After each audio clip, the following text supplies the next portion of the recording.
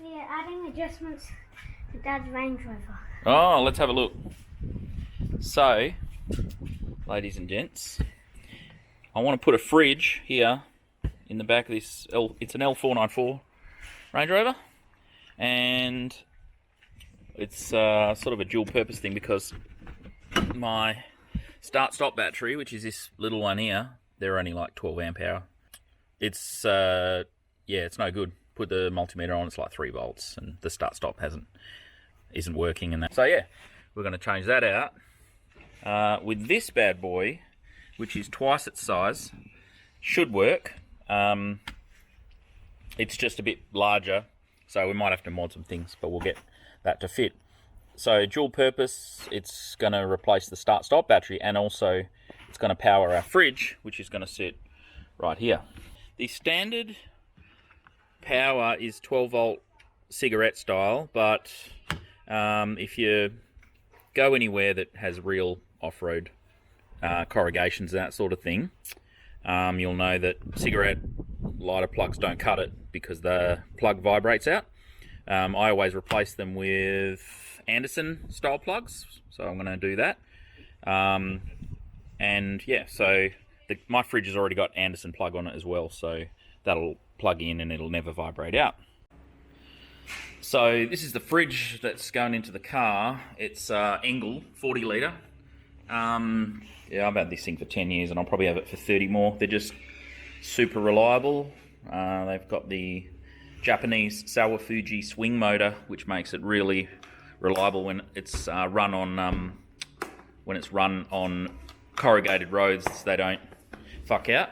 The Mike Coolman, that's a dual zone fridge freezer. It's good, but it's a lot bigger. Probably won't fit in the car. And also, these run the Danfoss motor like all the other brands, and they are way less reliable than the Engel. And that's my opinion. A lot of people run the Danfoss fridges because they're cheaper, but you get what you pay for.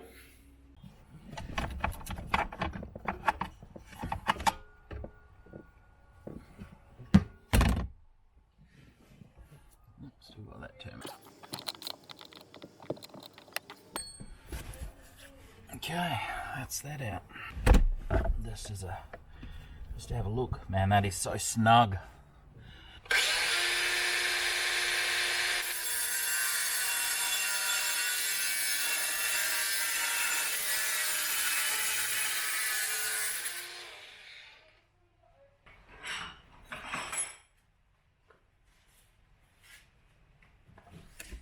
Battery itself is an unusual thread as well. It's M5, but man, it was hard finding the right bolt to go in. But with a bit of luck, this will screw in and be exactly what we need for the terminals to go on the original, because these are an unusual size too, of course. The negative is smaller, the positive is larger. I've just wrapped that in tape for now, so it doesn't, because that actually goes down to the main battery, so that's live. So just tape that up. But anyway, these little things should do the trick. Yeah, the terminal should slip straight on, and there's enough conductivity there to make sure it's all good. I might swap these out for hex head bolts when I get some, because I don't really trust the screw heads because I can't get them real tight with a screwdriver, but they'll be fine. Oh well, I've made up my little bracket. Just put a bit of etch primer on it just to keep it from rusting, and yeah, we'll pop it in, see how it goes for fitment.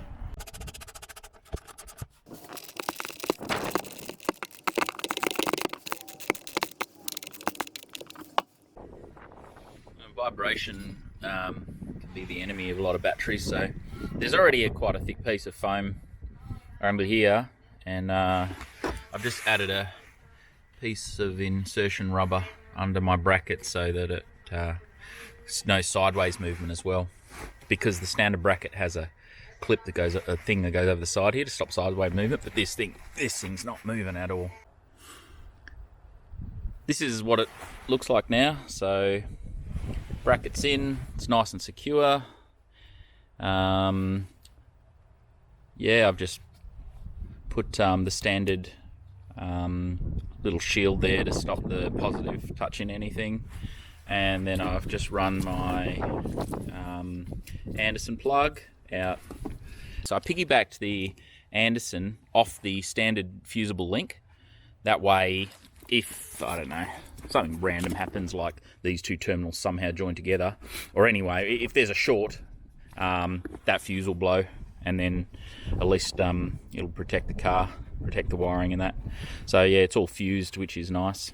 I do a lot of camping, and I know this battery really is insufficient as well, but I did double the capacity of the standard one and then some, and I think, well, it'll at least run the Engel. The Engel pulls 2 amps. If you go in one of my other videos, I did a full length how many amps it pulls and how long it run and that sort of thing.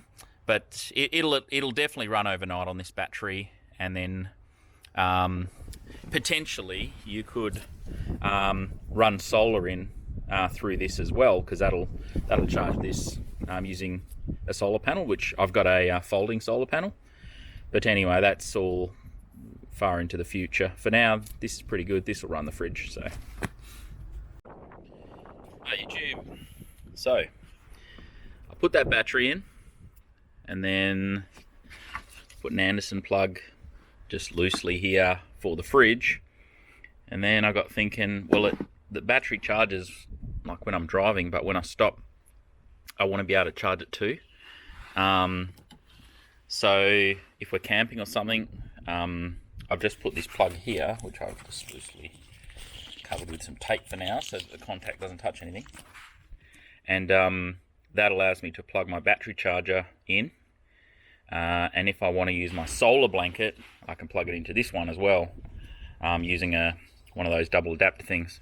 So that's not bad. But then I got thinking, like, I wanted to run this LED light. In my old car, if you watch the videos, I had a strip light that went across all the way across, and it was so handy at night if you're in the back of the car trying to find clothing or whatever, or you're in the fridge and the light isn't quite enough. But the problem is, in this car, this power point that I've got here only runs off accessories, so you have to have the accessories on to get power for that, and I want permanent power. So I've just drilled a hole, and that's the back side of it. So I'm just putting a little permanent power port here, and that will allow me to just quickly turn the lights on or whatever, even if the car's off, nothing's on, sort of thing. It's not the best for the battery, and that's why manufacturers don't put permanent power in a lot of things. But I only ever turn that battery on for a short amount of time, so I think it'll be fine.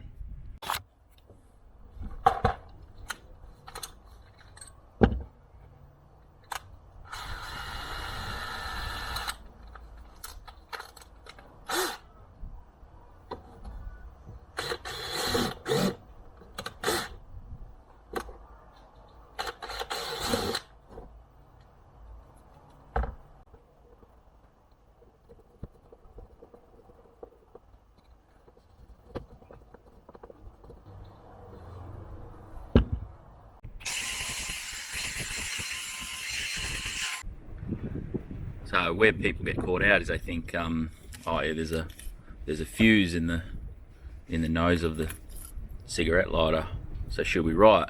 But it's no good, because if you have a cable that runs from here to your cigarette socket, and let's say it rubs through on something metal, something behind here, and contacts earth, that means that there's no fuse, because the fuse is past that point. It's up here in the nose of the cigarette socket, so you can still have a fire. That's why you've got a fuse coming straight off the battery as close as possible. That way, if there's too much amp draw, the fuse pops, you don't burn your car.